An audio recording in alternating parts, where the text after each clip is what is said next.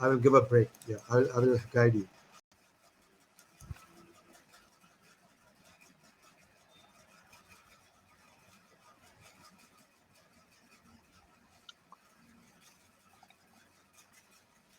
Fine. Yeah, we are back with Rick.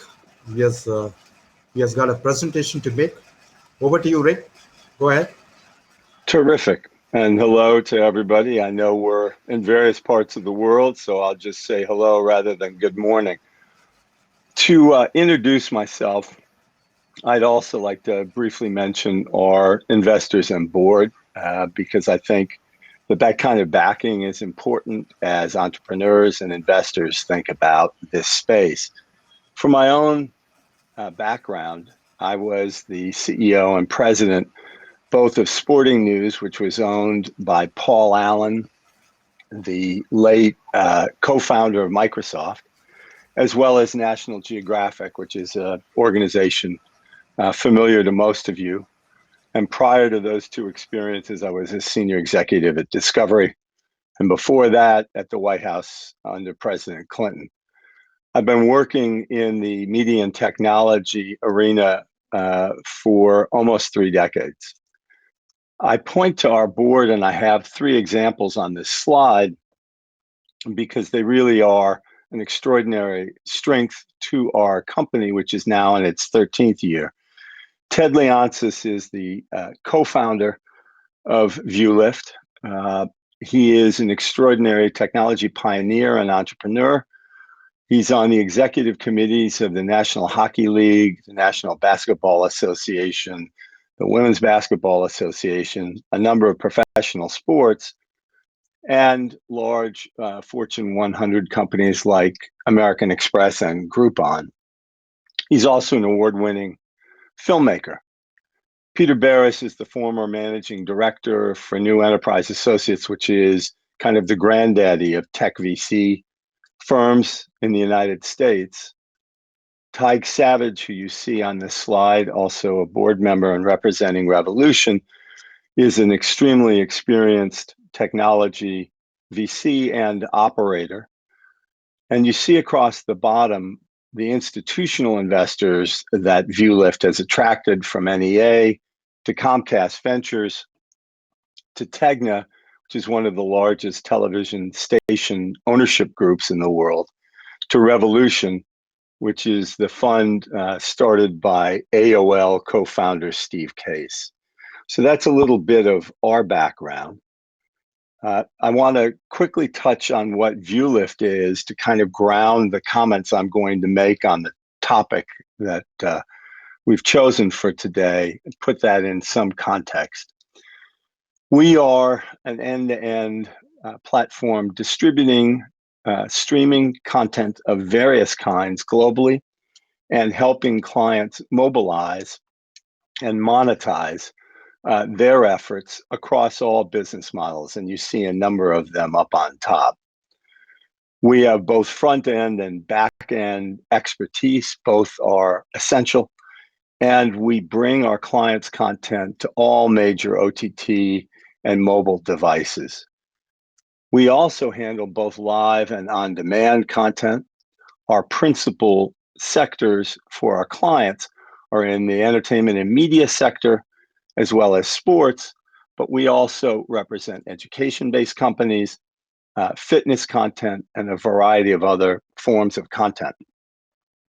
Importantly, we offer all business models for our clients, and I'm going to get into that in a minute because it really is essential for the success of your OTT experience. And we have our own technology stack, which we've built, integrating in worldwide providers in various critical components, where our expertise is not only in providing that full end-to-end solution, but also offering a unique data and analytics package that provides real-time data on how your OTT service is performing. It's essential for business owners. I wanted to show a few of our clients in the sports space. These are teams and leagues. Some are very large, some are small. For some, the channels that we're operating are focused regionally. Others stream content on a national basis. Many are global. And for quite a few of our clients, their rights, both in terms of sports clients and entertainment clients, their rights may vary down to the actual pieces of content, the games within a season, the episodes within a series. They may be subject to different rights for each individual piece of content. And so you need a robust service to be able to handle that level of rights complexity. On the entertainment side, you'll see again a huge diversity from smaller, specific, passion targeted services to OTT versions of cable channels to local television station providers, very large conglomerates, as you see with NBC Universal, large television station ownership groups, small producers, regional publishers. This makes, I think, the bigger point that OTT is for an extremely broad category of content owners. And so what I want to talk about today really focuses in on what OTT is and how it's being used and how it can be grown. First, it really is an essential strategy, as earlier speakers have commented on, for every kind of content owner, and frankly, for every brand. We believe that everyone now is a content owner, even if their principal business had been the production of goods or services.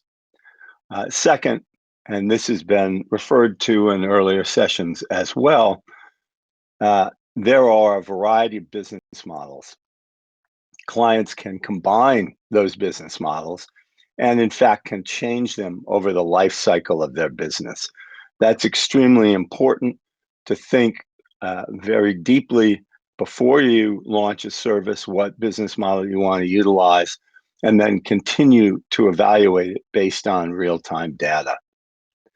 Third, it's important to consider that OTT is really a type of device more than a type of business approach. And OTT can support sub-distribution through partners, but it is also and can principally be an opportunity to have a direct-to-consumer service.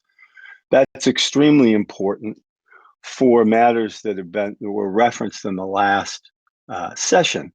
The ability to really understand who your consumer, your viewer, your sports fan is, to message directly to them, to upsell to them. And so we recommend to our clients that they regard OTT not as a replacement of other forms of distribution, but as an important centerpiece for it and working in concert with an overall distribution strategy. We now have the flexibility to be able to move content across a variety of different distribution channels. And then I'm going to conclude by talking about what you need from a technology provider to build a full-on OTT presence. And I'm arguing by analogy that you need the Magnificent Seven. You may remember the 2011 film with Denzel Washington.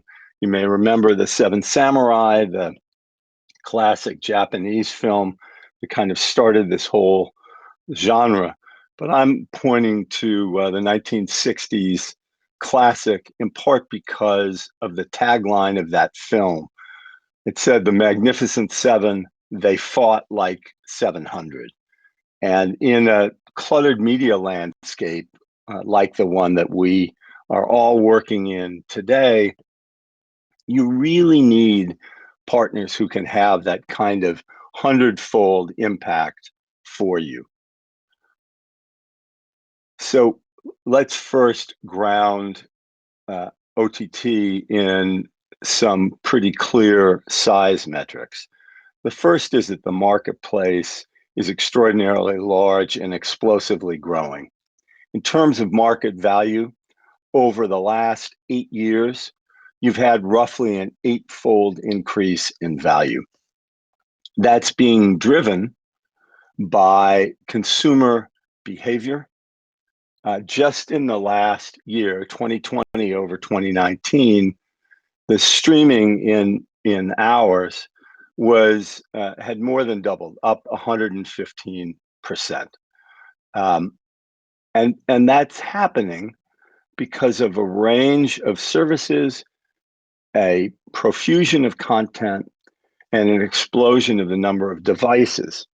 So 70% of viewers in a recent survey were using 2 or 3 devices to consume video. And in fact, 10% of those viewers were using more than 6 separate devices. That greatly increases the complexity of putting together an OTT service, but it means that you can reach more people more times on more devices.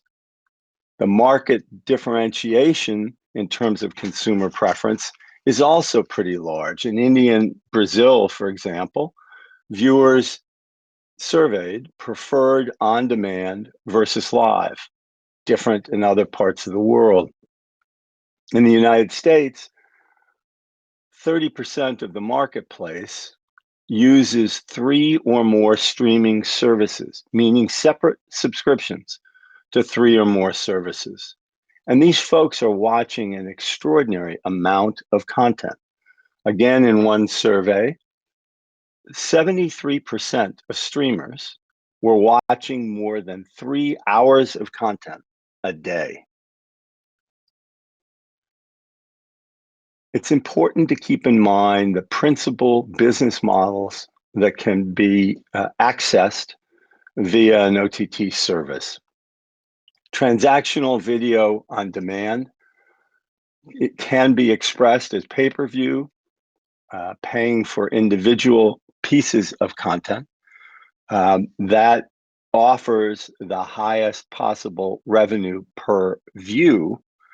And you'll see here on the slide the description of where TVOD has traditionally been most successful. SVOD, the Netflix model, is also a well-recognized approach to OTT. These are subscription services which provide a recurring revenue stream, very important to investors and to business creators. There is a substantial question within the marketplace and among commentators as to how many subscription services the average consumer will be willing to pay for. Have we reached saturation? The experience in the marketplace suggests that we're not there yet. People continue to add subscriptions, but it may well be that there's a ceiling for that within an average household.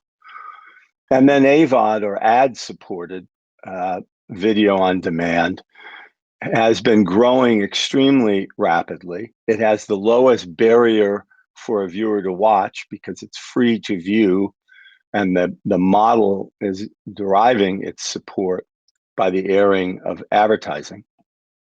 It also allows advertisers and services to really target in consumers and deliver ad messages which are specifically targeted for their needs and interests. It is a battle of scale, however, and it is now being dominated by entities that have enormous scale and offer to advertisers billion plus views and viewers. And so it's very difficult to make an AVOD model work for a small service. Importantly, most clients really want to offer a hybrid model, a combination of the big 3 circles as you see represented in that graphic. We are offering all types of hybrids. And our clients have found that their success can be enhanced by examining those business models and modifying them over the course of their business.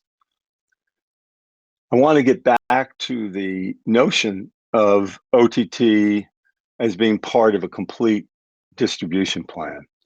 So you'll see on the right the conclusion of the Deloitte firm and their 2030 state of the TV and video business, their seminal survey. Their conclusion is that there'll be a continuing presentation in the marketplace of traditional TV, of non-linear content. And we reflect that by encouraging our clients to think about direct-to-consumer OTT channels in the context of other types of distribution that they may be undertaking. It could be done in markets where they don't have linear carriage, and the OTT can then fill in to increase and optimize their revenue in those dark markets. They can also offer their own direct-to-consumer channel while doing social media distribution of short content to keep in front of those large audiences and use as a barker to drive people to their over-the-top service. And a good platform will also allow you to sub-distribute your content through partners, distribution partners, including sponsors. But I think it's important to remember that only a direct-to-consumer channel can do the sorts of things which the last panel was describing. Really, only direct-to-consumer offerings within the media landscape tell the underlying content owner who the viewer and fan is and allow you to establish lifetime value of a customer. Only direct-to-consumer over-the-top channels allow you to directly communicate with your consumers without a middleman. Only DTC allows you to take your look and feel and functionality and drive it across the panoply of dozens of different device platforms your audience wants to consume your content on. And only direct-to-consumer, an OTT channel, provides the sort of built-in environment that allows you not only to engage your consumers, to personalize content for them, to drive up viewership and engagement time, and to upsell products and services. So let's conclude with looking at what makes for a successful technology platform partner.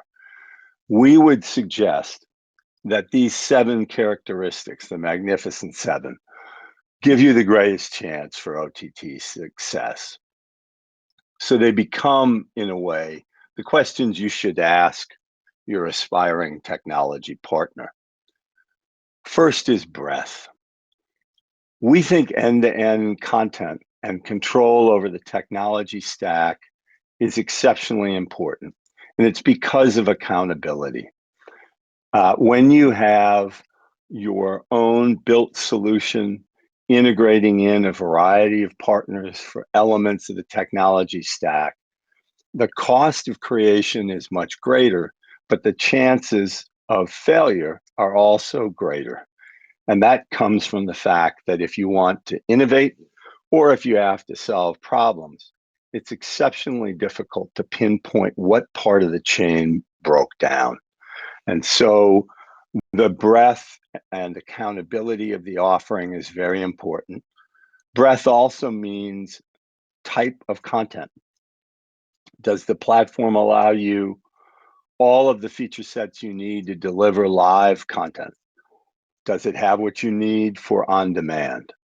Can you stream video, but can you also combine it with other types of content, with text and pictures, with consumer-facing data, with the type of rich experience that consumers are increasingly demanding. In terms of ubiquity, that's the question of how many devices are being reached. Are you accessing all major devices across web, mobile, OTT specific like Roku and Apple TV and Amazon Fire?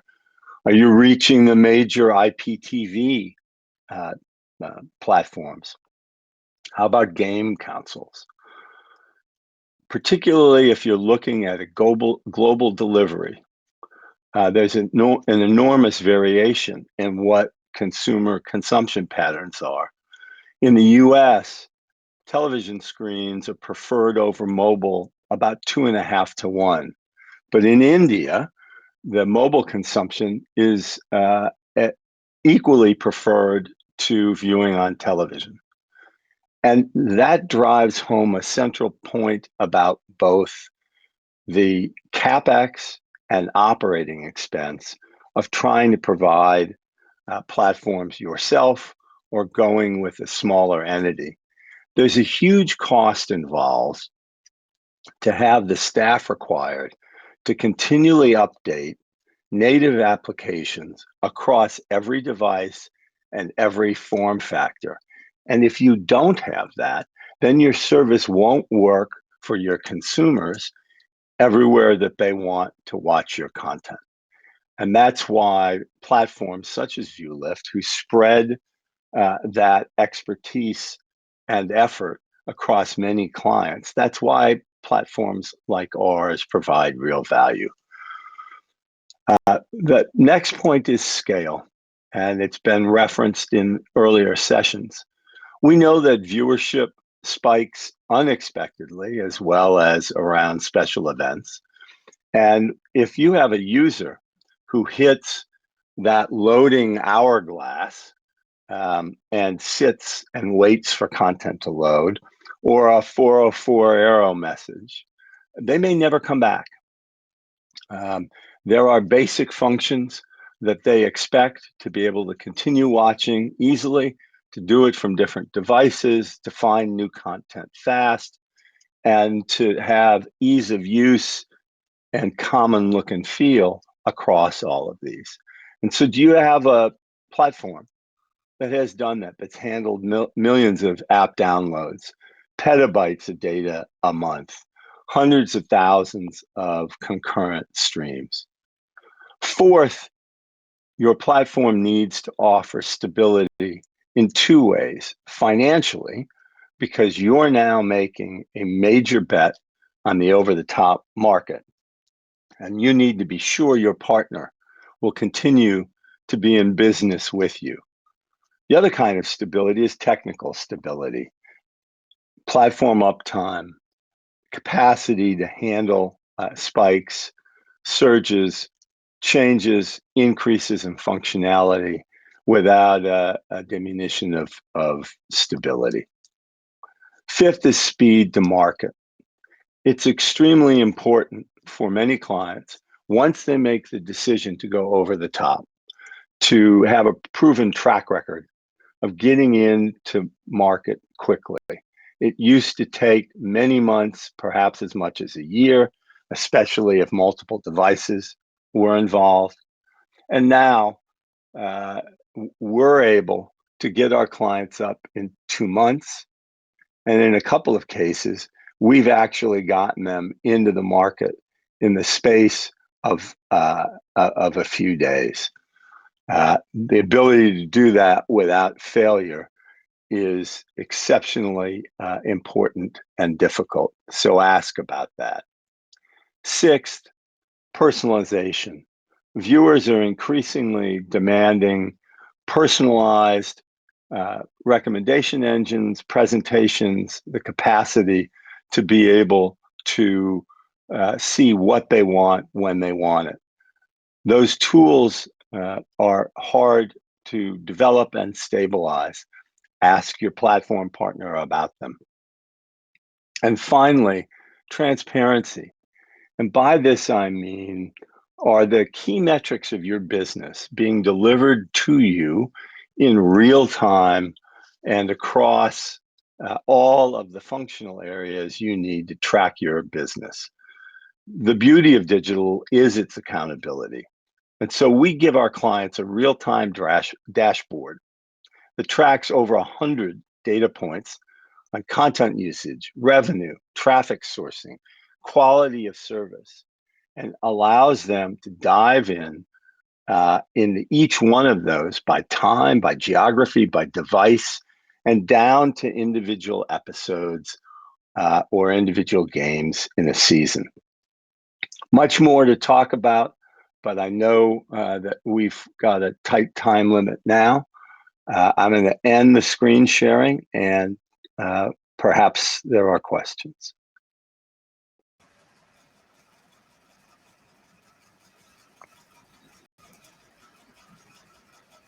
Right, Rick, I think we have no questions. I think Great.